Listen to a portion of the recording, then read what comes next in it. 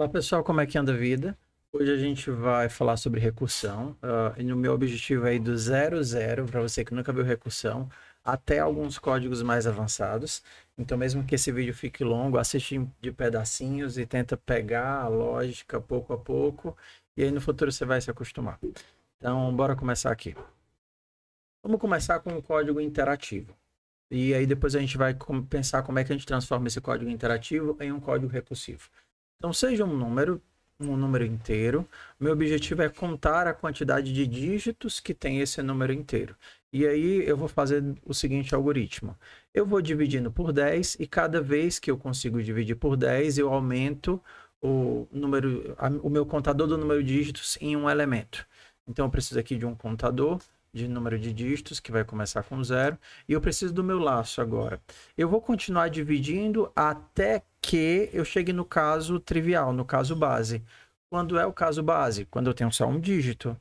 Então, enquanto o meu valor for maior ou igual a 10, eu ainda tenho algo a processar. Na hora que o meu valor for menor do que 10, eu sei que eu tenho um dígito. Beleza? Então, isso aqui a gente vai chamar de caso base. Então, se o meu valor é maior do que 10, eu posso dividir por 10. Eu me livro da unidade. Valor recebe valor dividido por 10. Lembrando que aqui eu estou usando divisão inteira, porque tanto o valor quanto 10 são inteiros. Então, o que eu estou fazendo é me livrando da unidade. Depois que eu faço isso, eu vou incrementar o número de dígitos em um elemento. E aí, para ficar melhor, eu vou imprimir aqui o valor, o espaço, o número de dígitos. Eu vou fazer isso aqui e aqui no final. Beleza. Quando o meu laço terminar, o que é que eu vou ter? Que eu acabei caindo nesse caso aqui, onde o value vai ser de 0 a 9. E quando eu tiver isso, eu ainda tenho mais um dígito sobrando. E aí eu posso incrementar o número de dígitos em 1. E aí eu tenho o meu resultado final, que é o número de dígitos. Então, bora rodar. Então, para rodar os meus códigos, eu vou utilizar a versão de C++ 17. Tudo bem? Eu vou usar esses parâmetros aqui só para me lembrar se eu estiver esquecendo de alguma coisa. Então, eu faço a compilação e depois mando executar o que foi compilado. Vamos ver qual é o resultado do nosso código.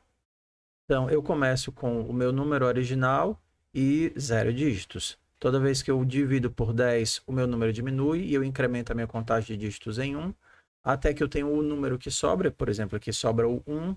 E quando eu estou com 8 dígitos, eu saio do meu laço, incremento o último elemento e tenho o resultado. Como ficaria esse código na versão recursiva?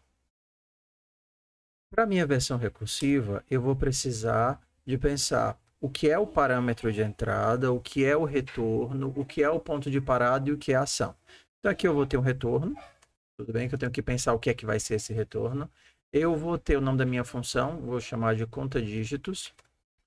Eu tenho o meu parâmetro, por exemplo, vou dizer que o meu parâmetro é o valor. Eu vou ter um ponto de parada. Normalmente aqui no começo da função eu tenho o critério de parada, que é o caso trivial. E eu tenho a minha ação a ser executada em cada interação. A ação, ela visa reduzir o meu problema para um problema menor, para que eu consiga chegar, enfim, no ponto de parada. Então, vamos lá. Vamos pensar o que é o valor que vai entrar. É o valor, que vai ser o valor inteiro. Qual é o meu ponto de parada? Qual é o caso em que eu sei resolver o meu problema? Eu sei resolver o meu problema nesse caso especial aqui, né? Onde o meu valor é menor do que 10. Então, se o meu valor for menor do que 10, eu sei que eu tenho um dígito. E aí eu posso retornar um dígito. Pronto. Eu tenho o caso base. Opa, se eu estou retornando 1, isso daqui é um inteiro. Se agora a gente pensa assim, se por acaso eu não estou no caso base, como é que eu reduzo o meu problema? Ué, eu tiro um dígito do final e incremento a minha contagem em 1. Então, eu posso dizer que valor recebe valor dividido por 10, exatamente esse caso. E quando eu fiz isso, eu tenho um dígito aqui nessa divisão. E aí eu posso dizer, olha, eu tenho um dígito dessa divisão aqui, mais o resto da contagem dos dígitos conta dígitos do que sobrou de value. Então, você pode imaginar essa conta da seguinte forma. Ele pergunta, quantos dígitos tem esse número? Aí eu digo o seguinte, beleza, pego o número. Esse número aqui é menor do que 10? Não. Então, eu vou dividir ele por 10. Ok, fiquei com esse número. E aí eu vou retornar 1 mais o resultado da minha recursão. Só que a minha recursão vai operar sobre isso daqui. E aí eu digo, olha, eu não sei fazer essa conta. Eu vou dividir por 10 e vou colocar 1 mais o resultado dessa conta. E aí eu vou encarrilhando os meus 1s, tiro 1, deixo aqui na recursão da próxima função, e aí eu tiro mais 1 daqui e emparelho na recursão da próxima função, e tiro 1 daqui e emparelho na recursão da próxima função, e tiro 1 daqui e emparelho na recursão da próxima função, tiro 1 daqui e emparelho, tiro 1... Opa! Quando eu estou bem aqui, eu vou chegar no meu caso base, e ele vai dizer o seguinte, ó, esse valor é menor do que 10, retorna 1. Isso daqui se transforma em 1, que retorna para quem chamou. Isso daqui se retorna em 2, que retorna para quem chamou, que retorna 3, que retorna para quem chamou, 4, que retorna para quem chamou, 5, que retorna para quem chamou, 6. Então, isso daqui vai voltar 6 para quem chamou, que soma mais 1 e retorna 7, 8, 9, 10. E aqui nós teríamos a nossa versão recursiva. Se a gente quisesse secar um pouquinho mais ela, posso colocar minha operação aqui dentro. Meu valor dividido por 10. E aqui está a minha função conta dígitos, né, recursiva. Bora testar. Ok. Então, eu coloquei aqui essa linha para mostrar o resultado da função recursiva conta dígitos. E aí ele vai me mostrar exatamente isso daqui. O resultado da função recursiva é 9. Professor, tá pequeno. Isso daqui é o menor que pode ficar? Não. Você pode fazer, por exemplo, um ternário aqui. Eu vou retornar. Return. Retorne o quê? Meu teste vai ser, se o valor for menor do que 10, eu retorno 1. Se não, eu retorno 1 mais o resultado da conta. Agora ficou legal a nossa função conta dígitos. Ok, 9. Então, bora para o próximo problema. Vamos agora implementar a recursão usando vetores. Para isso, eu vou utilizar um vetor cru, porque eu vou ficar manipulando os endereços do começo do vetor para ficar mais interessante os nossos exemplos. Então, seja um vetor de inteiros, eu vou criar aqui uma função que me dá a soma dos vetores. Vet, a soma de todos os elementos do meu vetor. Int vet, int size. Só que na recursão, eu posso trabalhar com a recursão de frente, né? Ou uma recursão de cauda. Na recursão de cauda, eu vou até o final do vetor e eu volto calculando o meu resultado, que é o que eu vou fazer aqui nesse modelo. Então, qual vai ser a ideia?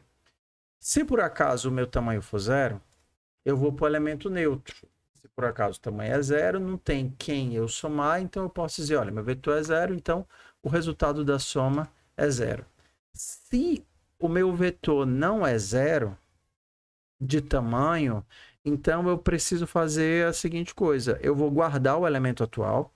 Então eu vou pegar o vet na posição 0 e eu digo que a soma do vetor inteiro é esse elemento mais a soma do resto. E aí, essa invocação soma do resto vai sendo empilhada. Pega um elemento, empilho a soma do resto. Pega outro elemento, empilho a soma do resto, que nem a gente fez com 1 mais 1 mais 1 mais 1 no exemplo anterior. Só que quem é a soma do resto? É vet soma. E aqui eu vou passar um endereço de memória a mais. O meu vetor agora começa na posição vet mais 1. Ou seja, vet mais 1 inteiro. E qual é o tamanho? Já que eu tirei um elemento, o tamanho dele é size menos 1. Vamos entender aqui como é que vai ficar essa conta. Eu vou pedir para ele me somar isso daqui e ele vai fazer. Primeira invocação, ele pergunta, isso daqui tem size 0? Não. Então, eu vou pegar o primeiro elemento e vou fazer mais a soma do resto. E para esse resto, eu vou passar um vetor a partir da segunda posição, tudo bem? e vou empilhar isso daqui na soma. E aí ele vai dizer, isso daqui é tamanho zero? Não, não é tamanho zero. Tiro 2, mais empilha. Tiro 3, mais empilha. Empilha porque a stack, que é a invocação das funções, ela é literalmente uma pilha. Por isso que o nome é stack. Tiro 4, empilha. E ele vai chegar bem aqui. Qual é o caso para quando o size é zero? É retornar zero. Aqui ele vai ter o primeiro return. Isso daqui é retornado zero. Vai cair zero aqui. Ele vai somar mais o 4 e vai retornar, que vai retornar 4, que vai somar mais o 3, que vai dar 7, que vai retornar, que vai somar mais o 2, que vai dar 9, que vai retornar, que vai somar mais 1, que vai dar 10. E assim a gente tem a nossa recursão utilizando vetores. Então vamos imprimir isso daqui. Vet soma. Vou passar o vet e vou passar o size. Vou calcular o size dinâmico aqui para poder alterar. Então, o meu size vai ser o tamanho da estrutura, size of de vet, dividido pelo tamanho de um elemento. Size of de int. Size.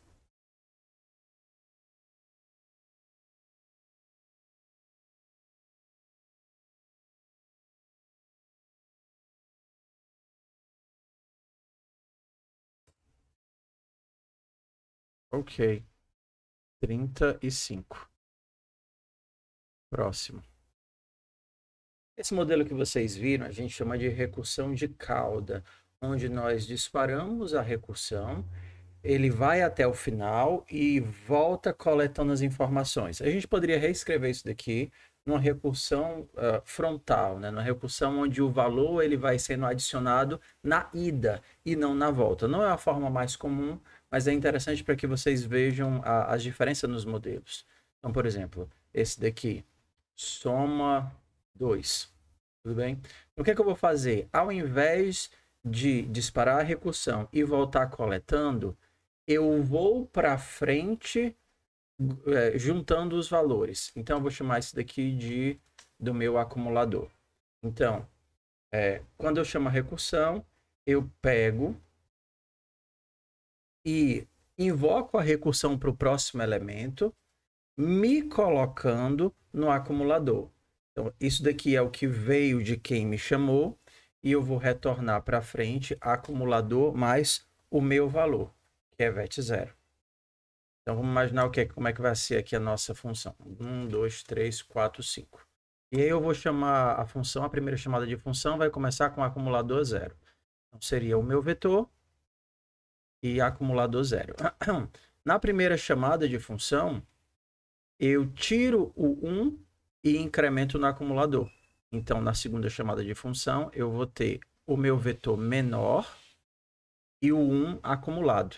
Na segunda chamada de função, eu vou tirar o 2 e jogar no acumulador. Então, eu tirei o 2 e joguei aqui no acumulador. 2 mais 1, 3. Na terceira chamada de função, eu tiro o 3, jogo aqui no acumulador, eu vou ter 6. E assim sucessivamente.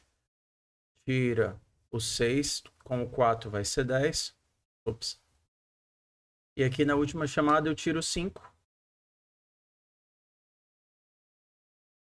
E vai ser 15. Mas eu ainda preciso do meu ponto de parada. Qual é o meu ponto de parada? Se o tamanho for igual a 0, eu retorno o valor acumulado. Então ele vai empilhando as chamadas de função, né? Qual é o resultado da soma? Perguntando para o primeiro elemento. Ele diz, olha, eu acumulado com o resto. E aí isso sai pendurando, somando, somando, somando, somando. Quando eu chegar no último elemento, eu vou ter tamanho igual a 0. Meu acumulador vai ser 15 e eu retorno. E o 15 retorna para cá, que retorna para esse, que retorna para esse, que retorna para esse, que retorna para o primeiro, que retorna 15. E aí fica assim a nossa conta. Então, se eu chamasse soma 2, eu tenho que passar aqui no caso o acumulador, né? 0. Então, se eu não passar nada, o acumulador é 0. Ou eu posso dizer, olha, o meu acumulador aqui, se eu não passar nada, vai ser 0, ele vira um valor default, eu não preciso passar aqui. Então, é o meu resultado dessa vez. Ops. Eu tenho que chamar esse VET soma 2.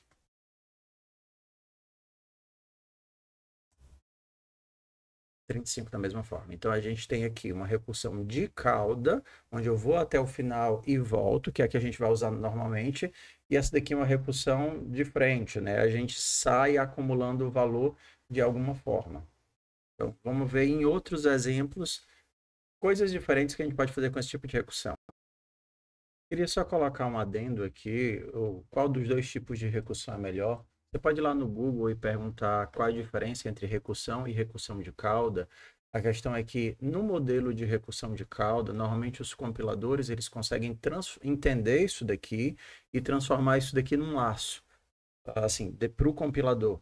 Então você acaba não tendo esse acúmulo de pilha, que seria esse tipo de informação, e o teu programa ele consegue ser melhor otimizado. Então vai lá e dá uma pesquisada. Qual é a diferença entre recursão e recursão de cauda? Como aqui a aula é prática, então eu vou me ater aos exercícios, tudo bem? Aproveitando o modelo que nós temos, vamos criar a função mínimo. Eu quero o mínimo elemento do meu vetor. Qual é o caso base? Se o tamanho é 0, é complicado, porque eu não tenho mínimo se o elemento não existe. Então, como eu não quero ter que retornar nada ou avisar que não existe resposta, eu vou pensar no caso base de um único elemento. Então, se eu tenho um único elemento, com certeza ele é o menor elemento do vetor. O vetor de tamanho 1, ok? Então, ele é o menor elemento do vetor. Aí agora eu tenho uma pergunta. Se eu não tiver um só elemento, quem é o mínimo? Aí você diria, pensando no elemento que está sendo chamado, tenho eu e tenho o resto do vetor. E ele pergunta para mim, que tenho que resolver o problema, quem é o menor entre você e o resto? Aí ele responde, o menor entre eu e o resto é exatamente o menor entre eu e o resto. Então eu vou fazer assim para ficar mais legível, tudo bem? Então eu sou o VET 0. O resto, o menor do resto, é a chamada recursiva. Então, o menor entre eu e o resto é exatamente o menor entre eu e o resto e o menor do resto. Ok, eu poderia ter colocado isso aqui tudo na mesma invocação, mas eu quis fazer isso só para ficar legível. Então, quando a gente está pensando no empilhamento das chamadas, fazer menor esse vetor. Então, você pergunta, 2, quem é o menor do vetor? Aí ele vai dizer, rapaz, sou eu ou o menor do resto. 1, 3, 4. Só que essa invocação aqui da função para o menor vai ficar empilhada. E aí ele diz, quem é o menor do resto? Aí ele vai dizer, rapaz, ou sou eu ou é o menor daqui. E aí você pergunta, ei, 3, quem é o menor? Ele vai dizer, ou sou eu, né? Ou é o menor disso daqui. Aí você pergunta, 4, quem é o menor? Aí ele vai dizer, 4, com certeza sou eu, porque só existe eu aqui. Aí você verifica, quem é o menor entre 3 e 4? Justamente na invocação do mínimo. Aí diz assim, o menor é 3, e aí ele retorna o 3. Quem é o menor entre 3 e 1? Aí ele vai dizer, é 1, aí retorna 1. E pergunta, quem é o menor entre 2 e 1? Aí ele retorna 1. E aí eu tenho o resultado do meu código. O que é que não faz sentido fazer? Você pegar isso daqui e invocar múltiplas vezes. Por exemplo, isso daqui assim. Se o menor, se VET 0 for menor do que o resultado da recursão, então retorne VET 0. Se não, retorne o resultado da recursão. Que aí você vai estar chamando o resultado da recursão 2 vezes, tanto aqui quanto aqui. Então, se você precisar, você salva o valor e aí pode utilizá-lo. Se você utilizasse, por exemplo, a função mínimo do std, então você não estaria invocando 2 vezes, mas sim apenas uma. VET 0 e passando por parâmetro. Eu vou retornar o menor entre esses 2 valores. Calculando aqui nesse outro modelo de recursão, o nosso acumulador, no fundo, não ia acumular a soma, mas acumular o menor. Quem é o menor até esse ponto? Então, eu posso dizer que o menor sou eu ou o acumulador que chegou. Então, no caso, eu vou retornar para frente o mínimo entre o acumulado e eu. E aí, quando é que esse resultado que foi sendo processado a cada invocação volta? Quando eu chegar no final do vetor, eu tenho o acumulador, que é o resultado de todo mundo, e aí retorno o acumulador. Qual é a desvantagem aqui? Para chamar esse daqui, eu tenho que dar um ponto de partida. Se eu escolho o ponto de partida errado, eu vou adulterar o algoritmo. Se eu escolho, por exemplo, 0, e 0 é menor do que todo mundo, não vai dar certo. Eu teria que escolher, por exemplo, aqui o int max, né? O maior inteiro que cabe no vetor ou algo do tipo aqui. Então, nosso código ficaria assim. Alguns consertos do código que eu tinha errado. Então, aqui, para recursão de cauda, eu tenho que o caso base, se eu tiver tamanho igual a 1, ele vai retornar o primeiro vetor. Se não, eu vou retornar o menor entre o atual e o mínimo do resto, né? Lembrando que o resto eu passo 1 a mais na posição do vetor e 1 a menos no tamanho, porque o meu vetor diminuiu. E para fazer de forma progressiva, eu preciso ir guardando um acumulador. O meu acumulador, no caso default, né, onde eu não passo nada, é o maior valor possível, para garantir que qualquer um que eu encontrar no vetor é menor do que ele. Se o meu tamanho for 0, cheguei no final do vetor, na posição vazia, eu retorno o que foi acumulado. Se não, eu invoco a minha recursão, diminuindo o meu vetor e calculando o mínimo entre o elemento atual e o menor valor acumulado. Então, eu tenho que, para o mínimo 2, eu tenho menor 1, e para o mínimo, eu tenho menor 1. Vamos para o próximo. Vamos começar agora a retornar coisas diferentes ou tratar elementos em casos especiais. Por exemplo, na minha função indexOf, eu quero saber onde está um determinado elemento do vetor. Ou um find, né, search, como você preferir. Então, eu quero o índice desse elemento. Eu não quero só saber se o elemento existe ou não existe. Eu quero o índice dele. E aí eu vou precisar, para isso, passar um valor que eu estou procurando. Qual é o caso base? O caso base é, se o vetor acabou, significa que eu fui procurando e não encontrei o meu elemento. Então, no caso do índice, eu posso dizer, olha, retorne menos 1 porque o elemento não foi encontrado. No caso comum, se eu encontrar o vetor, eu digo, beleza, eu encontrei, eu sou o 0. Então, se o meu vet 0 for igual ao value, ó, você tem um vetor onde o topo dele é o valor procurado. Então, você pode dizer, beleza, só ajeitar aqui a indentação. Beleza, ele está aqui. Ele está no índice 0, porque ele está no topo do vetor, desse vetor que eu estou analisando aqui. E agora você tem dois casos. Um caso onde você chamou a recursão e ele retornou dizendo, beleza, encontramos o elemento. E o outro caso onde você retornou a recursão e ele não foi encontrado. Então, eu vou chamar assim, int distância. A distância do elemento que eu estou procurando vai ser indexOf para o resto do meu vetor, vet mais 1, size menos 1. Beleza, eu estou procurando. Quais são os casos? Se por acaso eu não encontrei, se a distância for igual a menos 1, significa que eu perguntei para o pessoal da frente e ninguém encontrou o vetor. Se ninguém encontrou o valor. Se ninguém encontrou o valor, eu vou dizer, olha, o valor não existe. Eu retorno menos 1 para quem me chamou. Vamos lá, chegou em mim. Eu não sou o valor. Aí eu pergunto, pessoal da frente, vocês têm o valor? E aí eles respondem, vai a recursão, vai chegar até no final e volta. Ele diz, olha, não temos o valor. Então, para quem me chamou, eu vou dizer, olha, nós não temos o valor. Porém, se esse valor não é menos 1, ele pode ser 0, ele pode ser 1, ele pode ser 2. Ele vai me dar a distância que o elemento está. E aí eu vou dizer, beleza, para quem me chamou, a distância que o elemento está é a distância que ele está de mim, mais 1, que sou eu. Mais eu. Então, é esse valor mais 1. Se o elemento está na minha frente, ele retorna 0 para mim. E aí eu digo, beleza, 0... comigo 1, aí eu retorno. E o cara que recebeu o meu retorno vai retornar 2, 3, 4, e eu consigo a distância do começo do vetor real, ou seja, a posição do elemento.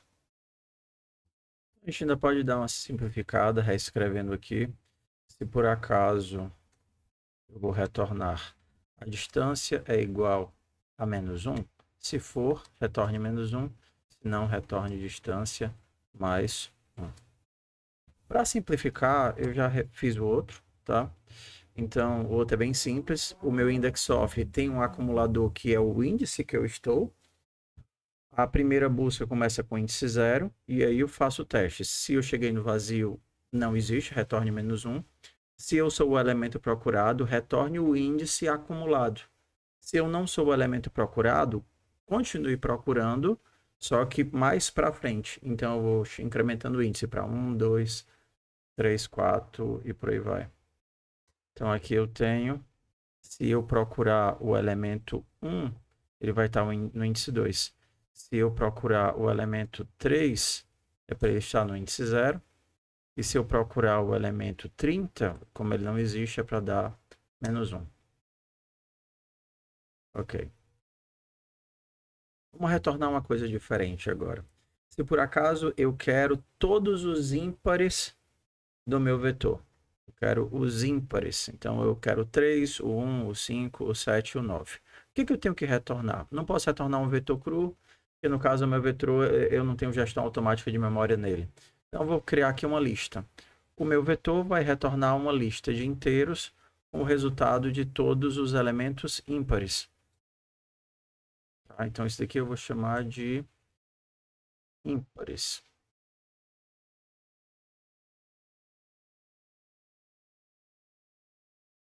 Então, vamos pensar qual é o caso base. Se o vetor acabou, eu vou devolver uma lista vazia, porque não tem mais quem eu adicionar. Então, eu vou devolver uma lista vazia de inteiros.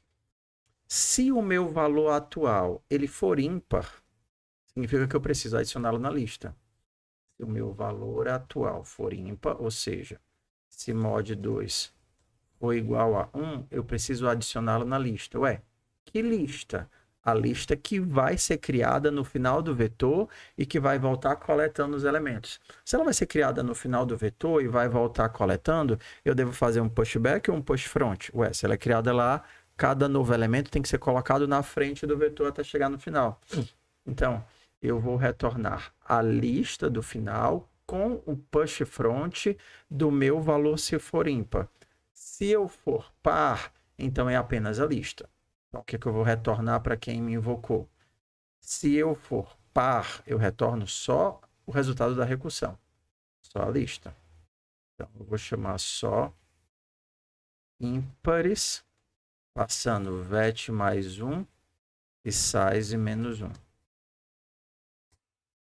Se eu não sou par, eu vou retornar a lista mais eu. Return ímpares, vet mais 1, size menos 1. E nessa lista eu vou me colocar. Ponto. Push front de mim. Vet 0. Então, bora só acompanhar aqui, tá? Esse ímpares só vai ser executado uma única vez. Tá? Por quê? Porque ou ele entra nesse if e cai aqui, ou ele vai diretamente para esse return. Aqui eu tenho size menos 1. O resultado dessa função me dá uma lista de inteiros, e dessa lista de inteiros eu vou chamar o push front com vet 0. Tá? Ele está reclamando aqui que isso aqui é uma lista, mas a inserção de algo não retorna nada, então não posso retornar esse valor. Eu tenho que fazer, no caso, vai ser guardar isso aqui numa variável, auto lista, recebe. Nessa lista eu insiro o meu valor, lista.push front do meu vet 0, e aí sim eu retorno a minha lista. Retorne lista. Então, se salvar, insiro elemento e retorno a lista salva. Ok, tenho todos os meus ímpares. Nesse modelo aqui, o meu acumulado seria a minha lista. Né? Então, aqui eu precisaria de uma lista de inteiros, o meu acumulador. Se o meu vetor é vazio, eu retorno só a lista que foi acumulada, o ACK. Se o meu elemento é par, então eu não tenho nada para adicionar na lista, eu só chamo a recursão passando os valores, né? Return, tem que mudar. Ímpares 2, ímpares 2, passando vet mais 1, size menos 1, e a minha lista, que eu não adicionei ninguém porque era par. E no caso, se for ímpar, eu vou me adicionar na lista e passar a lista.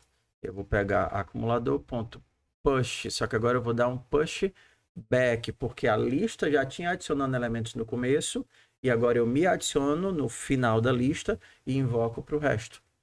Vet 0, me adiciono no final da lista, e aí eu vou chamar minha função ímpares 2, vet mais 1, size menos 1, e aqui, e a minha versão da lista comigo mesmo. O que é o problema aqui, para consertar o tipo de retorno? Lista de inteiros. O problema é que se a minha lista não for passada como referência, eu não vou estar conseguindo modificar. Então, eu estou criando a lista uma única vez, lá no começo, e eu vou passá-la em cada invocação. Vou tirar só esse value daqui, que ele não existe mais. Beleza. Então, bora testar. Eu quero os ímpares do meu vetor. Primeiro eu vou testar aqui. Os ímpares. Não consigo mandar imprimir o vetor assim, né? Então vou ter que fazer um for para percorrer o vetor. Para cada valor na minha lista de ímpares, cout value, espaço, no final cout gl. 13579, sucesso, ímpares 2. Só que agora eu vou ter que passar uma lista como ponto de partida para ser preenchida. Essa lista precisa de um endereço, então eu tenho que criá-la aqui fora. Lista de inteiros, lista. E eu vou passar ela. Que ela vai ser preenchida e no final eu vou ter a cópia. Sucesso. Então vamos começar agora os exercícios divertidos. Aqueles ali era o nosso aquecimento, agora vamos para a diversão. O primeiro aqui seria o queimada. E nesses exercícios, acho que a parte mais difícil não é nem a recursão, é entender o domínio do problema e as restrições que ele dá. Por exemplo, na queimada, a gente recebe, simplificando para cortar o nosso tempo, tá bom? A gente recebe uma matriz que representa árvores e espaços vazios. E você tem um ponto onde inicia o teu fogo. A gente vai fazer a simulação do espalhamento do fogo. Então, o hashtag representa uma árvore, o ponto representa o vazio e o O é para representar uma árvore queimada. Quais os valores que você tem de entrada? A quantidade de linhas, a quantidade de colunas e o ponto inicial onde o fogo começa. Então, o fogo vai começar na linha 1, coluna 1. No caso aqui seria linha 1, coluna 1, sendo bem aqui. O fogo, ele pega do lado direito, esquerda e cima e embaixo. Nesse exemplo, ele não vai para as diagonais. Então, nesse caso, essa pega fogo, daqui essa pega fogo, dessa daqui essa pega fogo. E aí eu tenho que no meu resultado final do meu código, essas 3 árvores pegaram fogo. Vou pegar aqui outro caso. Matriz de 5 por 5, o fogo inicia no 0, 0. Essa pega fogo, essa pega fogo. Não, perdão, 0, 0 seria essa daqui. Então, essa daqui inicia o fogo, que vai para esse, que vai para esse. E a gente tem esse resultado final. No final aqui do exercício, ele já dá um início para a gente começar o nosso código simplificando um pouco mais. Então, eu vou copiar aqui o código de partida e vou abrir um... Então, eu já copiei aqui o nosso código de partida, copiei também os testes para cá e vamos começar aqui a nossa lógica. O primeiro trabalho vai ser de ler a minha matriz. Eu tenho aqui as variáveis número de linhas, número de colunas, a linha onde começa o fogo e a coluna onde começa o fogo. E eu li tudo isso daqui num scanf só. Então, importei aqui o vector E a minha matriz, que eu vou ler, ela vai estar codificada como um vetor de strings. Como cada string também é um vetor, eu acabo tendo uma matriz. Para carregar isso daqui é fácil.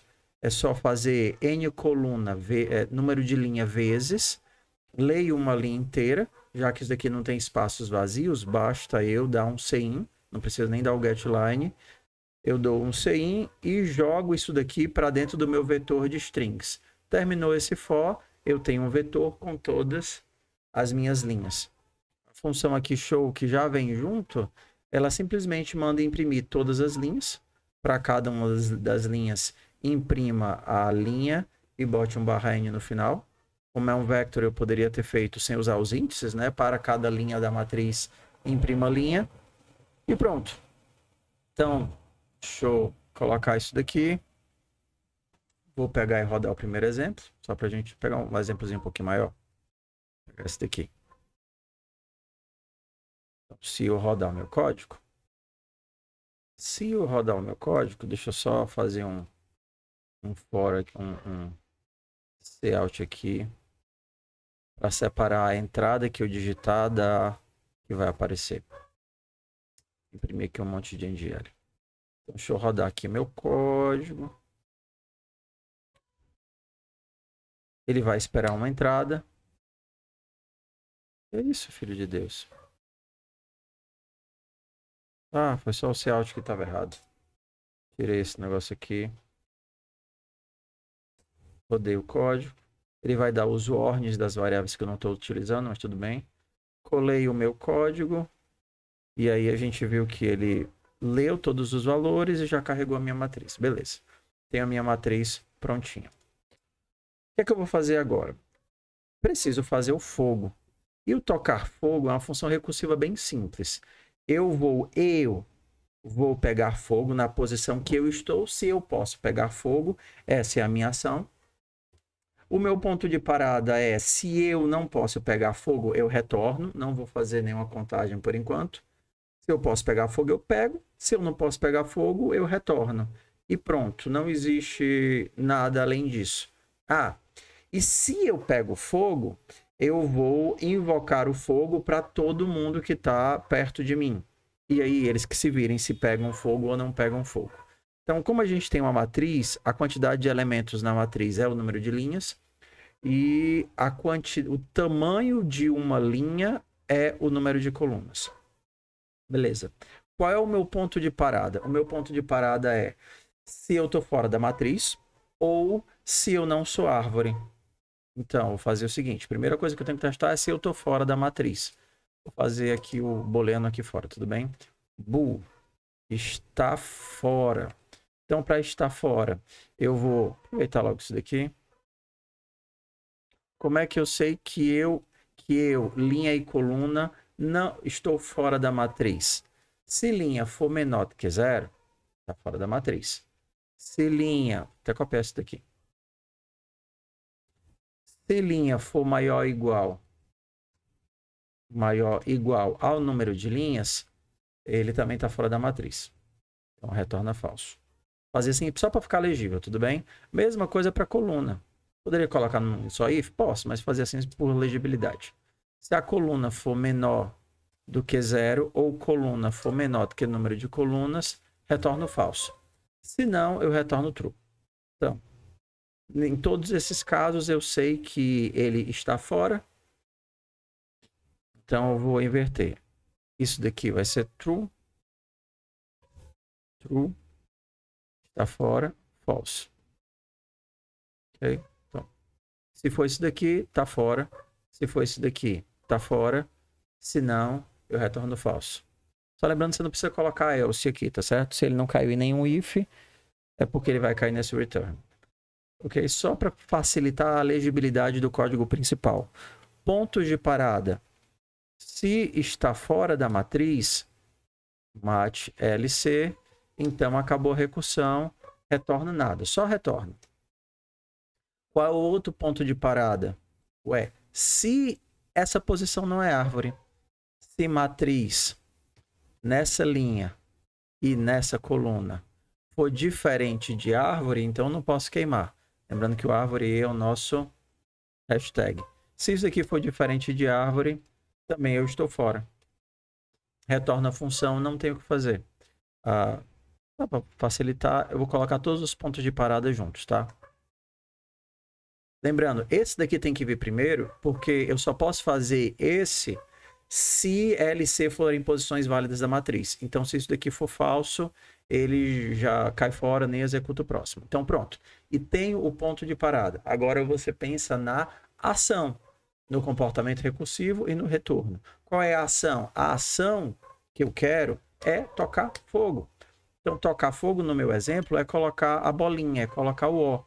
Nesse caso, eu tenho que matriz nessa linha e nessa coluna vai tocar fogo. Realizei a minha ação. Qual é agora a minha chamada recursiva? A minha chamada recursiva é invocar a recursão para todos os outros. Posso fazer manualmente? Posso, mas daqui a pouco a gente vai fazer usando um for. Quem seriam todos os outros? Elemento de cima, esquerda, para baixo e para direita. Ué, então eu vou tocar fogo para todo mundo. Na minha matriz, então, L e C. Isso sou eu, a posição que eu estou. Quem são os meus amigos? Esquerda, coluna menos 1. Quem é o carinha de cima? Linha menos 1. Quem é a direita? Coluna mais 1. Quem é... Não, esse daqui é quem é para baixo. Para baixo é linha mais 1. E quem é esquerda para cima, direita, coluna mais 1 e para baixo, linha menos 1. Não estou coletando nada deles porque não me interessa por enquanto. Eu só quero enviar a recursão. Também não preciso de ponto de retorno, não preciso de nada. Eu só quero tocar fogo em todo mundo. Então, o que é que vai acontecer? Quando eu invocar para um lugar que é fora da matriz, ele não vai fazer nada, retorna a recursão. Quando eu invocar de volta para quem me chamou, como ele não é mais árvore, ele já pegou fogo, ele já virou bolinha, então também não tem o que fazer. Ele simplesmente retorna a recursão. E a minha recursão vai para todos os locais onde ela puder chegar e no final ela retorna para quem invocou. Vamos consertar só uma coisinha. Esquerda, coluna menos 1. Para cima, linha menos 1. Para a direita, coluna mais 1. Para baixo, linha mais 1. Ok. Linha mais 1. Agora tá certo. Faça a chamada da recursiva para o começo, para iniciar o meu código. Faço matriz. Onde é que o fogo inicia? F lá. L fire. E C fire. Ok. Como eu não estou utilizando isso daqui, eu vou tirar daqui. Beleza. Vou copiar meu código. Vou colar aqui. Ok. Então vamos fazer um negócio mais interessante. Vamos ver o resultado interação a interação. Para a gente ver o nosso código, eu vou precisar mostrar de novo a matriz a cada execução, a cada alteração que eu tiver nela. Então a gente vai fazer o seguinte. Depois de mostrar a matriz, eu vou dar um get char aqui, que ele vai ficar esperando alguma coisa, que no caso aqui eu vou digitar só enter. E a cada alteração que eu fizer, eu vou invocar de novo a função que mostra a matriz. Show mat. Só isso. Então, bora ver aqui como é que vai ficar. Coloquei meu código de partida. E aí eu vou só fazer isso daqui. Ok. Então, ele está chamando para a esquerda, para a direita, para frente e para trás, só que ele não marca os que eles não estiver vendo. E aí o nosso código vai e aí acaba. Vamos fazer um pouquinho mais interessante. Vamos enxergar a ida da recursão e a volta da recursão. Depois que eu chamar para todos os meus colegas, eu vou colocar o finalzinho da recursão. Vou mostrar um xizinho como se fosse o fogo apagando, sei lá. Então vamos ver como é que vai ficar aqui nesse caso. Passei aqui, copiei a coisa errada.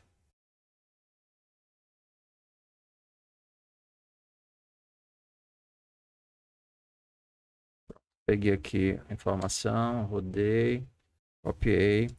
Então, agora ele está chamando a minha recursão. E agora, na volta da recursão. E aí, toda vez que todos os filhos que ele chamou retornam, eu tenho isso.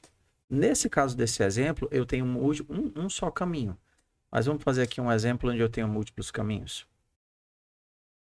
Vamos fazer o seguinte, aqui eu tenho um arquivo de entrada que eu coloquei na mesma pasta e eu vou ler os dados iniciais desse arquivo. Preciso do fstring, que eu já coloquei aqui.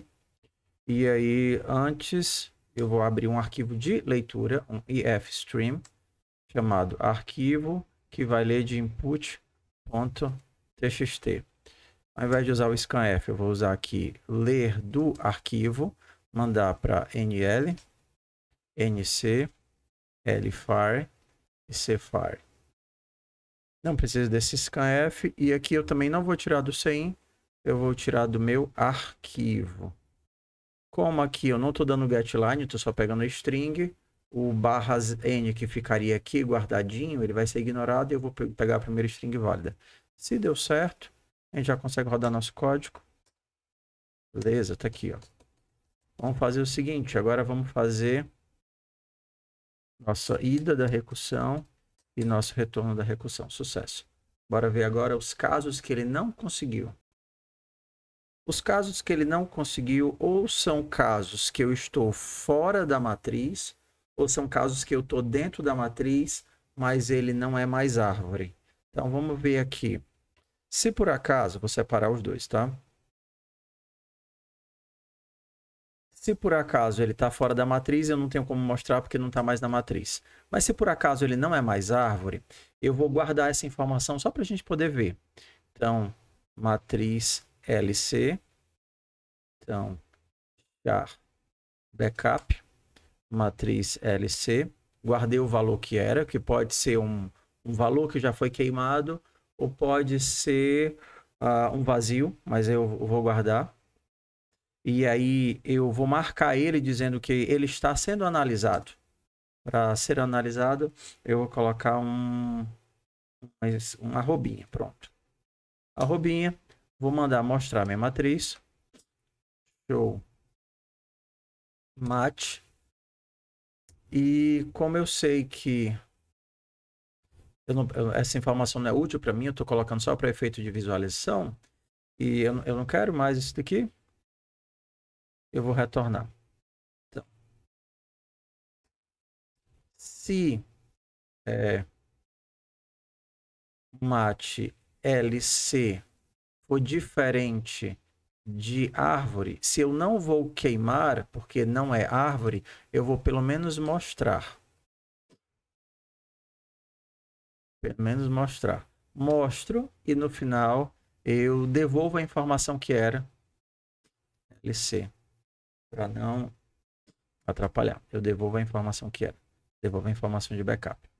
Vamos ver como é que ficou aqui o nosso código.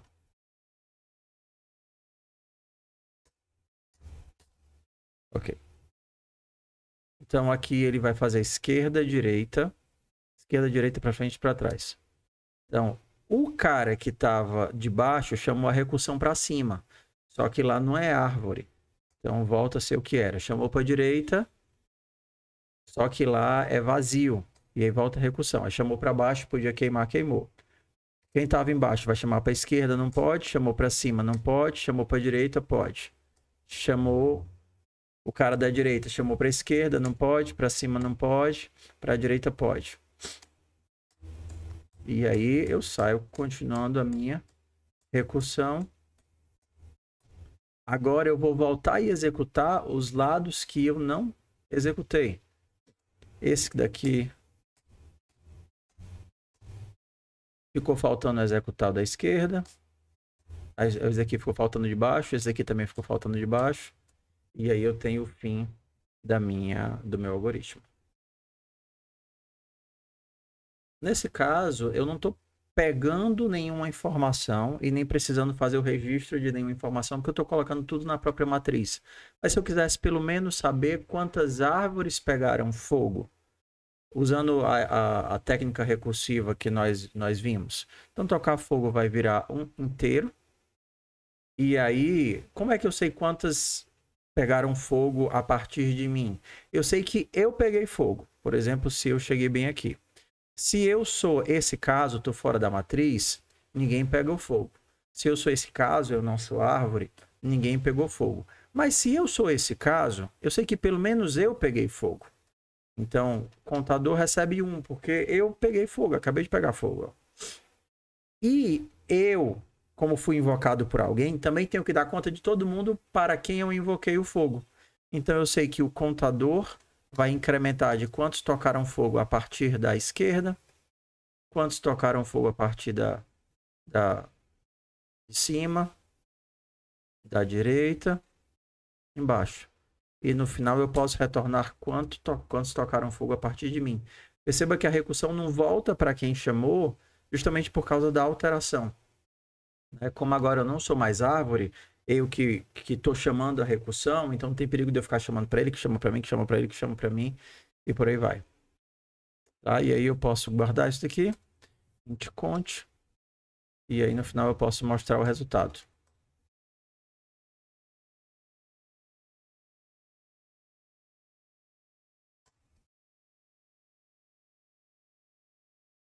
Vamos ver aqui.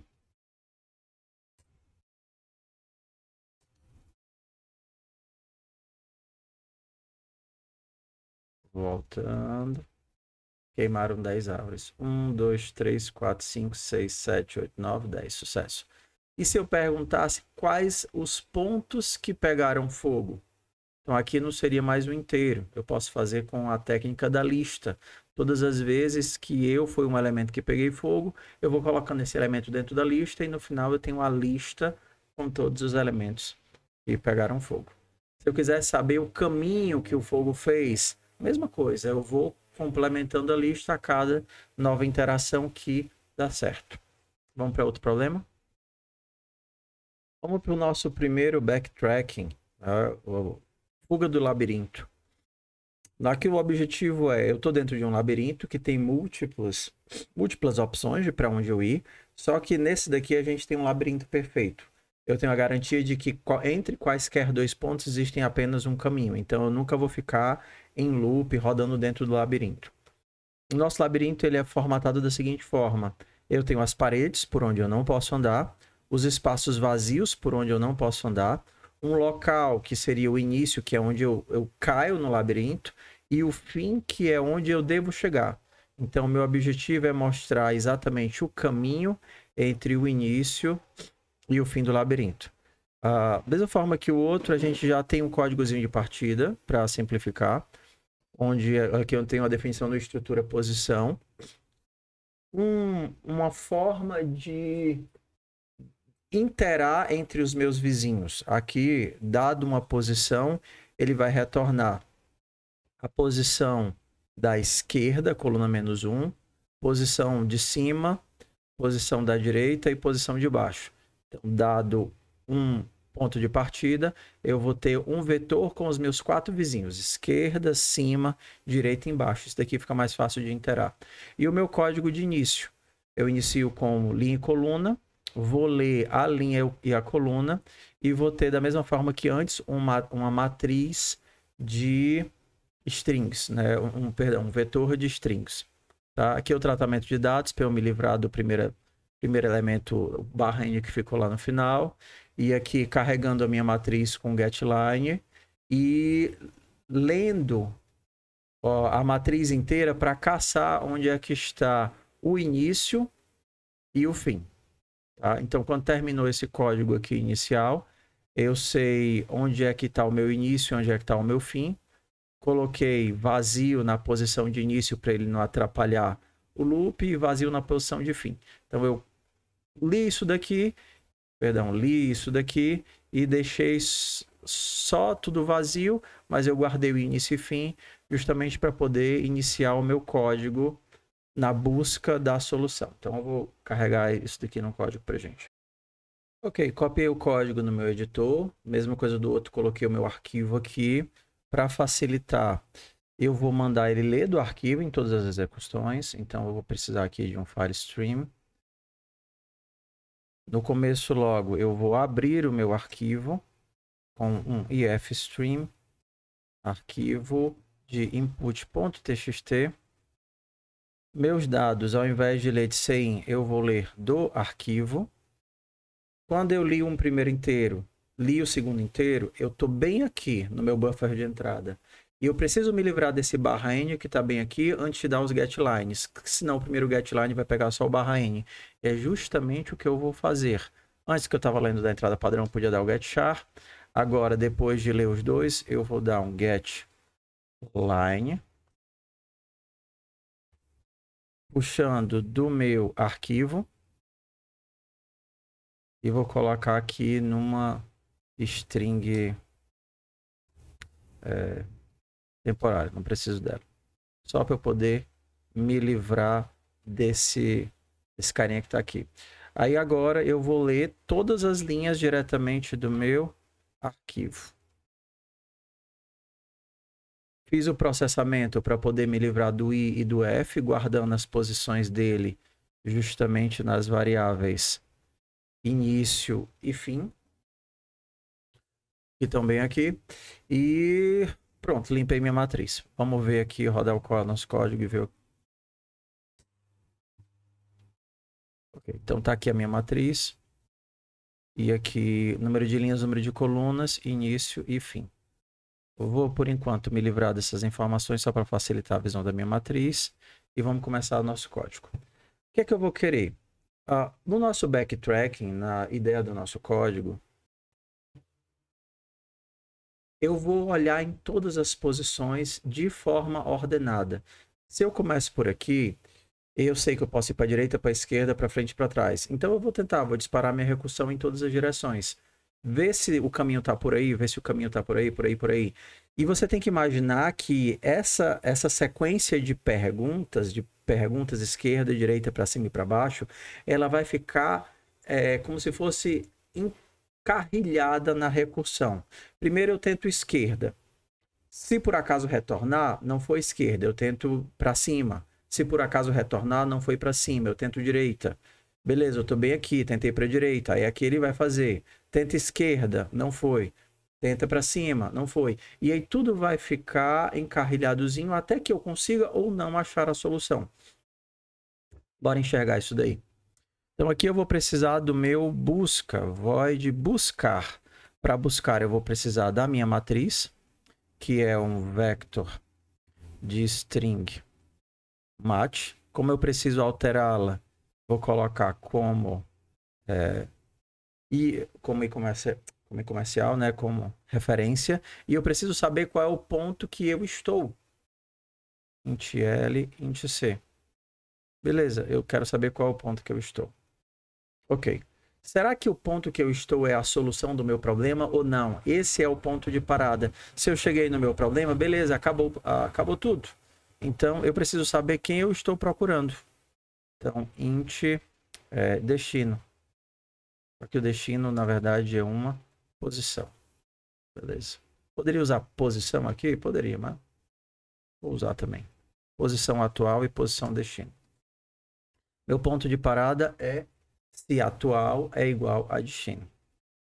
Se atual ponto L foi igual a destino ponto L e atual ponto C foi igual a destino ponto C, então achei, retorno, acabou o meu problema. Se eu não achei, o que é que eu posso estar? Eu posso estar num ponto que eu não posso caminhar, então simplesmente retorno, ou num ponto que eu posso caminhar. E da mesma forma que a árvore, eu tenho que realizar uma ação para evitar a recursão de volta e invocar para os próximos. Agora eu vou fazer o meu teste. Será que eu posso caminhar aqui? Então aqui seria o estar dentro ou não. Como não tem perigo de eu estar fora, porque sempre tem uma parede rodeando o meu labirinto, não tem perigo para eu pular para fora da matriz. Então eu vou simplesmente verificar se esse é um ponto que eu posso pisar, um ponto que eu posso andar. Se a minha matriz na posição atual.L e atual.C Se isso daqui for igual a vazio, eu posso andar. Se isso daqui for diferente de vazio, então eu não posso andar. Se eu não posso andar aqui, return. Beleza. Eu já sei que esse ponto que eu estou bem aqui é um ponto que eu posso pisar, que é um ponto que não foi caminhado até agora. O que é que eu tenho que verificar? Nada. Se eu posso pisar, eu piso. Então, como é que é pisar? É pegar exatamente esse ponto e vou dizer que eu estou caminhando nele. E agora que eu marquei o meu ponto, que eu realizei a minha ação, eu tenho que chamar a recursão para todos os meus elementos, né? Para todos os meus vizinhos. Como eu não sei quem foi o vizinho que me chamou, porque eu não tenho esse rastreio, eu vou chamar para todo mundo. E aí ele que se vire de saber se ele pode ser pisado ou não pode ser pisado. Para não ter que fazer manual como eu fiz na outra, eu vou utilizar a minha função pegar vizinhos, que me retorna todas as minhas possibilidades de vizinho. Então o que é que eu vou fazer agora? Eu vou buscar em todos os meus vizinhos se eu posso andar por ele. Para cada vizinho de pegar vizinhos do atual, para cada um desses vizinhos, eu vou buscar a minha resposta nesse vizinho. Então, eu vou passar a matriz. Quem é o atual agora da recursão vai ser o vizinho. E o destino que eu quero chegar é o destino. Ok. Aqui, aí agora a gente tem um problema. Como é que eu sei que esse caminho deu certo ou não deu certo? De alguma forma, o vizinho vai ter que me avisar. Se por acaso ele conseguiu chegar no destino, beleza. E se ele conseguiu chegar no destino, o caminho é por aqui, eu também tenho que avisar que consegui chegar no destino. Ou não, ele tem que me avisar que não conseguiu chegar no destino. E aí eu tenho que saber que eu também não sou o caminho para o destino. Então agora eu vou ter que avisar se deu certo ou não deu certo. Beleza. Se eu sou o destino, ok, beleza. Se eu sou o destino, eu consegui chegar no destino. Se eu não sou um ponto que eu posso pisar, eu posso ser uma parede, ou eu posso ser um caminho que já foi caminhado. Então eu tenho que dizer, olha, eu não sou o caminho para o destino. Se por acaso eu não sou o caminho para o destino, né? Se eu não sou o destino, eu tenho que perguntar para cada um dos meus colegas, ei, você é o caminho para o destino? Resposta, né? Então, vamos ver. Se por acaso ele respondeu que é verdade, né? Vou chamar assim, é caminho. Se ele é caminho, significa que eu também sou o caminho. Se eu sou o caminho, eu retorno. Beleza, eu sou o caminho. Se é caminho, então eu vou retornar true também. Ó, verifiquei se esse vizinho é caminho. Se ele é caminho, eu retorno true. Se não, eu olho para o próximo vizinho. E olho para o próximo vizinho porque talvez algum deles seja caminho para minha recursão. Então, ó, vocês perceberam que eu posso só simplificar isso daqui da seguinte forma, né? Se o resultado desse vizinho é caminho, então retorna true. Se por acaso eu cheguei bem aqui, significa que eu não sou caminho. Porque se eu fosse, esse vizinho eu teria terminado o meu laço bem aqui. Se eu não sou caminho, eu vou retornar falso. Só que agora, lembra, eu tenho uma ação de partida e eu preciso de uma ação de saída, porque isso daqui, os pontinhos devem ser o caminho para o meu destino. Então, como eu não sou caminho, eu vou colocar um X para a gente fazer a marcação visual. Beleza, retornou mostrando que não é caminho para o destino. E agora, para a gente ter a percepção da recursão, eu vou fazer o seguinte, vou colocar isso aqui dentro da função, void show. E aí eu vou colocar a minha matriz como parâmetro. E aí, a cada alteração no meu código, eu vou invocar a função show. ShowMatch, a mesma aqui, showMatch. Vocês perceberam que ficou faltando só um ponto de parada. Um get char aqui para eu fazer isso daqui ficar interativo. Então vamos ver se deu certo.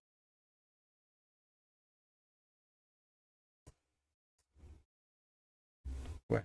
Ah, ficou faltando chamar a recursão, né?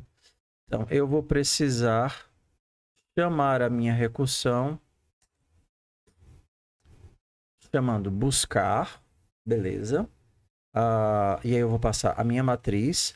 A posição atual é o início. E a posição de destino é o fim. Vou tentar de novo. Ok, então ele começou bem aqui. Então ele vai tentar esquerda, não vai dar para cima. Então ele vai para cima. Esquerda não vai dar para cima. Esquerda vai dar. Esquerda, esquerda, esquerda, esquerda, esquerda. Estou empilhando várias chamadas recursivas. Aí ele vai tentar esquerda, não vai dar para cima não vai dar, direita não vai dar, para baixo. Ele vai para baixo. Esquerda, não, cima, direita, para baixo. Aí ele descobriu que ele não é caminho. Ele ficou triste. Aí ele marcou o xizinho e vai voltar. Faz as outras chamadas para baixo. Não é caminho, vai voltar, vai voltar, vai voltar. Bem aqui, ele já tinha chamado para esquerda, não foi. Para cima, não vai. Direita, não vai. Aí ele vai para baixo. Esquerda, direita, esquerda para cima, direita para baixo. Esquerda, esquerda, direita para cima, para baixo. Esquerda, esquerda, direita para cima. Esquerda, para cima, direita para baixo. Sempre o loopzinho, tá? Para baixo. Esquerda. E aqui ele vai... Até ele descobrir também triste, que não é, que o meu Fzinho tá bem aqui, ó. E aí ele vai começar a voltar. Voltou. E aí ele vai pro outro lado.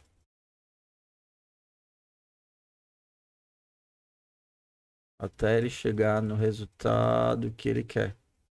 Que é aqui. Então agora só fica faltando o tratamento, né? Eu pegar a minha matriz e limpar tudo que é X, porque o que é X não é caminho. E aí esse daqui seria o resultado do meu código. Seria a matriz sem os X, colocando espaço onde todo mundo quer X. Então bora para o próximo problema. Antes de ir para o próximo problema, eu queria só deixar um detalhe. Eu poderia, como aqui eu não tenho loops na minha matriz, simplesmente marcar que esse caminho não é navegável e colocar de volta um espaço lá. Tá? Porque depois que a recursão chama para a direita, quando a direita volta dizendo que falhou, que não é, eu não chamo mais para a direita, né? Eu sempre chamo em ordem, esquerda, direita, para cima e para baixo. Então, eu só preciso agora da marcação da minha pilha. Isso daqui é a minha pilha sendo marcada. E se eu já olhei esse ponto, eu não vou olhar de novo. Então, bastaria já colocar o pontinho e aí eu já teria o resultado. Foi, voltou, não foi. Cheguei lá onde eu queria. Voltou porque não foi. Agora eu vou para o outro lado. Até chegar no meu destino. E aí aqui eu tenho o resultado. Só ficou faltando o último loop aqui, né? Que é ele imprimir mais um. Ai não, imprimiu certinho, né? Não, ficou faltando ele imprimir só o último. Porque no caso ele não deu show aqui imprimindo o último. Ai. Agora para o próximo problema, de verdade. Então bora aqui para o nosso último problema. Com esse problema vai ficar fácil ver a busca de todos os possíveis resultados. Então vamos lá. Isso daqui é uma brincadeira parecida com a coloração de grafos. Qual é a ideia aqui, simplificando para você entender? Você vai ler um vetor de entrada e você tem que preencher esses pontinhos com números. Só que você tem algumas restrições, e a restrição é que números iguais não podem ficar próximos. Esse daqui é o valor de proximidade 1, o que significa que do lado esquerdo e do lado direito do número que você coloca, você não pode ter ninguém igual. Aqui dá para perceber que se eu começar com 0, se eu botar 0, 1, 0, 1, 0, 1, 0, 1, 0, 1. Perfeito, resolveu o meu problema. Consegui preencher tudo com zeros e uns. Só que se eu começar com 1, eu vou ter 1, 0, 1, 0, 1, 0, 1, 0, 1. E aí eu não posso colocar o 1 aqui nesse último porque ficaria perto do outro. Então, a brincadeira é qual é o menor range de números que você precisa para resolver esse problema. Aqui com 0 e 1, eu resolvo, porque basta começar com 1 e dar certinho. Se eu quiser tentar esse daqui, e eu tentar só com zeros e uns, eu consigo se a minha distância for 1. Mas se a minha distância for 2, ou seja, eu colocar um número os dois próximos a ele não podem ser iguais a ele, aí eu não consigo com zeros e uns. Eu vou precisar de pelo menos 0, 1 e 2. Vamos ver os exemplos aqui. Então, por exemplo, nessa string aqui de 3 aqui, só com 0 e 1 eu consigo. Basta um exemplo de solução, é 0, 1, 0. Nessa string aqui, com proximidade 1, eu não consigo. Porque se eu colocar 1 aqui, já está perto desse 1. E se eu colocar o 0 aqui, já está perto desse 0. Então, eu preciso pelo menos n igual a 2. 0, 1 e 2. Porque eu boto 2 aqui no meio, está resolvido. Tenho aqui a resolução do meu problema. Nessa string aqui, com proximidade 2, significa que nem nesse pode ser o 0. Nem nesse pode ser o 0. Se eu tentar com 1, também não dá. Então, eu vou precisar do 2. Por exemplo, eu posso resolver esse daqui colocando 1 aqui, depois eu coloco 2, depois eu tenho o 0, depois 1 e o 2. Ou então, invertido, 2, 1, 0, 2, 1. Nessa daqui, você, eita, como é que eu vou resolver esse tipo de coisa? É fácil, a mesma lógica que a gente tinha hoje. Começo a testar para todas as possibilidades. Escolho um, tipo assim, lembra da minha recursão que eu disparava para todos os lados? É a mesma coisa. Eu vou disparar a recursão para todos os lados. Mas o quê? Ao invés de pensar esquerda, direita, eu vou colocar valores. Vou colocar todos os valores que eu puder aqui. E aí, em cada um desses valores, eu chamo a minha recursão. E aí, uma recursão chama outra, que chama outra, chama outra, até que, por exemplo, eu chego no resultado. Se eu não chegar no resultado, porque é impossível, é como se eu não tivesse como passado ali, eu volto e testo a próxima. E se não der, eu volto mais um e testo a próxima. E se não der, eu volto mais um e testo a próxima. Se eu chegar no final e não chegar no resultado, é porque para aquelas restrições é impossível. Então, entendido? Bora codificar o nosso projeto. Isso aqui eu vou fazer do básico, que é bem simples. Eu preciso de uma linha. E eu preciso de um valor de proximidade. Inicializar todas as variáveis. E agora, do meu arquivo, eu vou tirar a minha linha e o meu valor de proximidade. O que é que eu vou precisar? Percorrer todos os espaços vazios. Então, eu vou chamar uma função preencher. E na minha recursão, eu vou dizer qual é o valor, o elemento que eu estou preenchendo. Vou começar a preencher a posição 0. Então, eu vou chamar preencher. Vou passar a linha, o índice e o meu valor de proximidade. O que é que eu tenho? O que é que eu vou variar aqui? Eu vou variar o range que eu posso aplicar. Por exemplo, será que eu consigo resolver com 10? Com certeza. Consigo resolver com 9 números, de 0 a 9? Com certeza. Então, eu vou ter que variar o limite, porque o meu objetivo é escolher o menor limite, a menor quantidade de números que eu preciso partindo de 0 para preencher. Então, eu vou criar aqui uma variável limite e eu vou variar ela manualmente, tudo bem? Então, eu vou pensar que o meu limite aqui é de 0 a 1. Então, vou passar aqui limite, proximidade e o meu índice. Como eu vou começar do primeiro, começar do 0. Então, bora lá. Vamos começar a preencher. Como é que funciona a minha função preencher? Vou precisar de um string, só que como referência, porque eu vou precisar alterá-la. Tá? Eu vou ter o índice atual, o meu limite e o meu valor de proximidade. O que é o ponto de parada? Eu resolvi o problema se o meu índice passou da linha. Se eu já resolvi todos os valores da linha e eu estou além do limite dos valores válidos, significa que eu resolvi todo mundo. Então, meu ponto de parada é se a minha line.size, se isso daqui for igual ao index, resolvi todo mundo, retorno que consegui resolver. Então, vou colocar isso aqui para booleano. Beleza. O que é que eu vou fazer agora? Como é que eu vou saber se eu posso ou não posso preencher o valor atual? Eu tenho que saber se ele é pontinho ou se ele é número. Por exemplo, se eu tenho um número aqui no meio. Se eu chego no valor que é pontinho, eu posso tentar preenchê-lo. Se eu chego no valor que é número, então não posso fazer nada com ele, eu chamo a recursão para o próximo.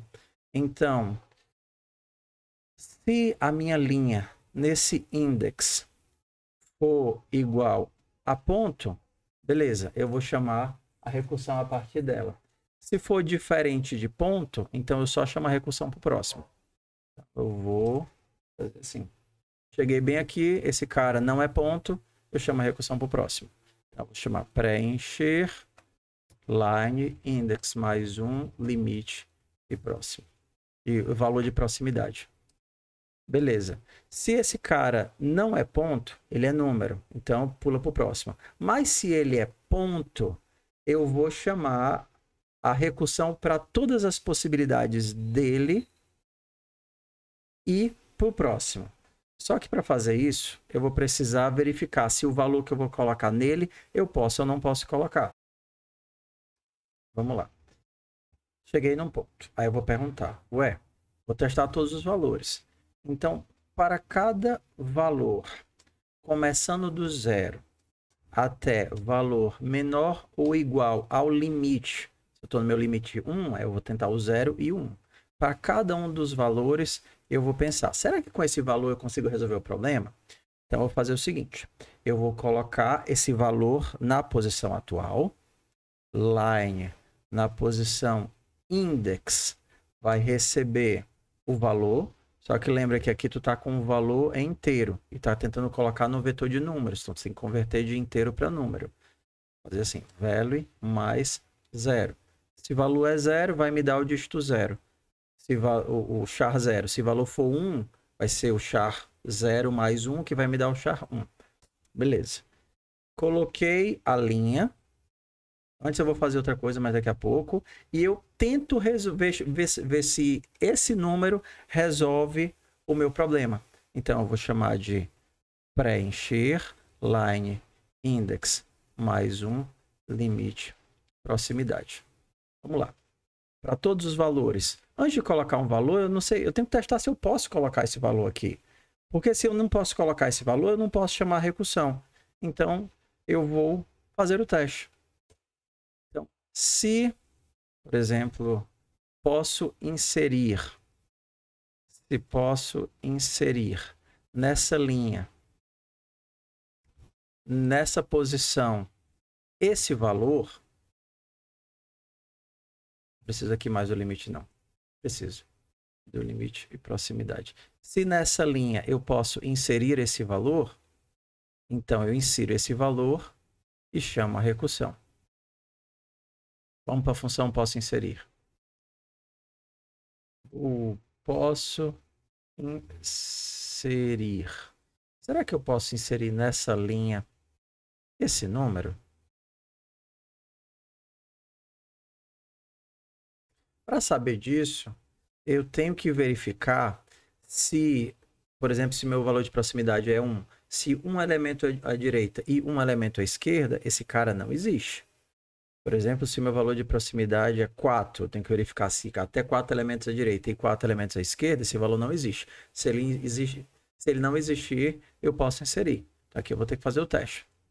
For int recebendo, eu não estou em index, para olhar para a direita, index mais 1 até i menor do que index mais 1 mais proximidade. E mais. Se isso daqui estiver dentro do vetor, eu olho. Então, como eu estou olhando para a direita, basta eu testar. Se i for menor do que line.size, ele está dentro do vetor. Se está dentro do vetor, eu posso olhar o valor dele. Se i tá dentro do vetor e line na posição i for igual a value, se está dentro do vetor e é o valor que eu estou procurando, então eu não posso inserir. Return false. Beleza. Aqui eu tenho que fazer a mesma técnica. Value mais 0. E aqui é inteiro e aqui é string. Ó.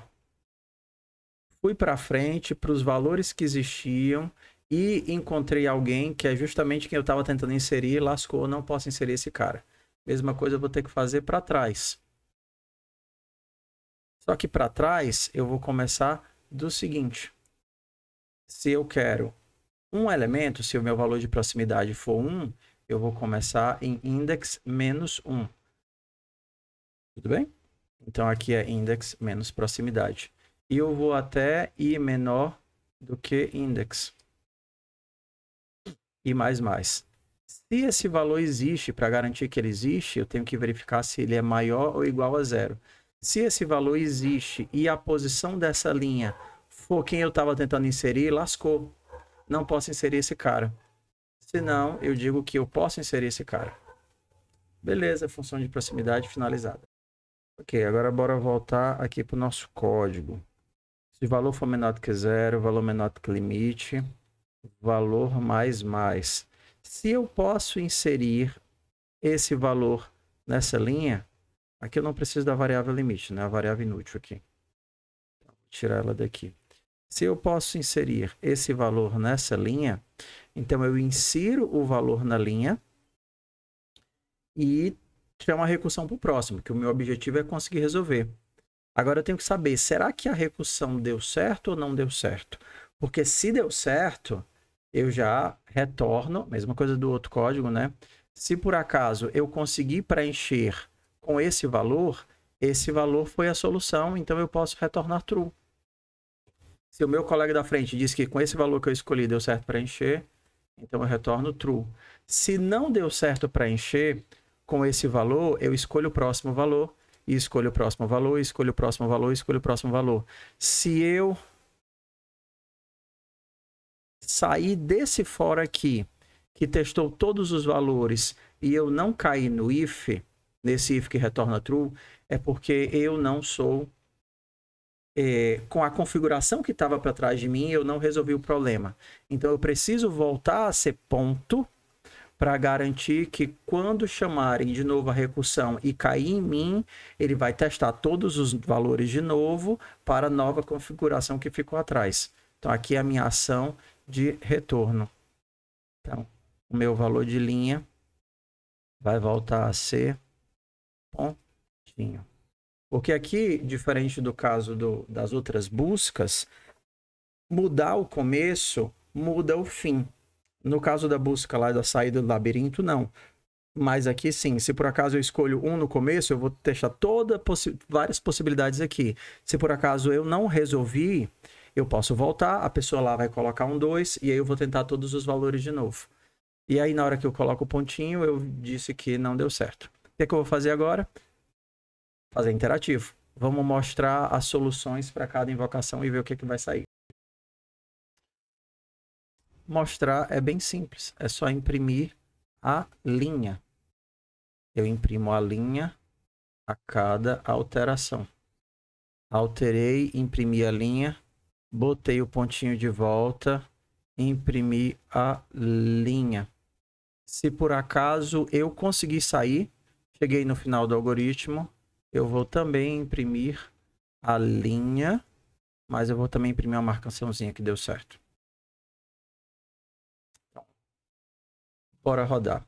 Para esse caso aqui, code input,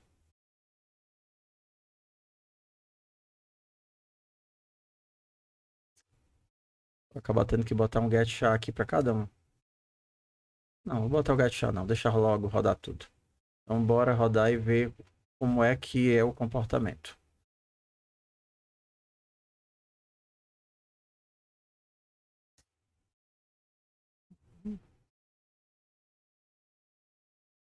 Ficou faltando só esse return. Se por acaso eu cheguei bem aqui, é porque eu não consegui ser solução e eu tenho que avisar que eu não sou solução.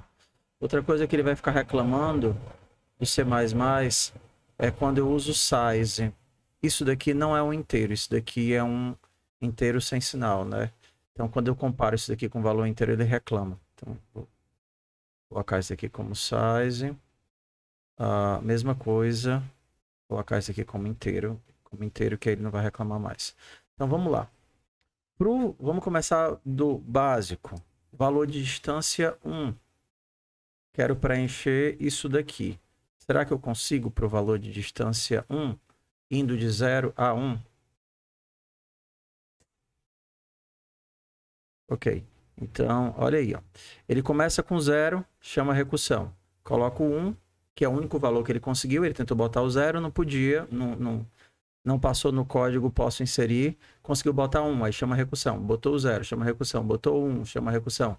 Botou o 0. Aí quando ele chega bem aqui, ele vai testar essas posições. Posso inserir o 0? Não. Posso inserir 1? Não. Aí ele retorna.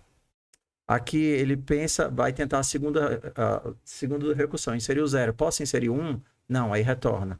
Posso inserir o 0, aí retorna. Quando ele chega bem aqui, ele vai para a segunda interação do laço dele. Tentei o 0, vou tentar agora com 1. Tento com 1, procuro o próximo, achou o pontinho. Aí vai. Quando ele chegou bem aqui, ele percebeu, beleza.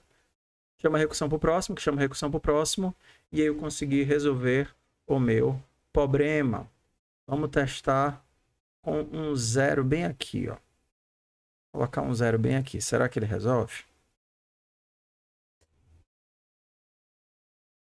Não, não conseguiu resolver o problema. Começou com 0, 0, 1, beleza.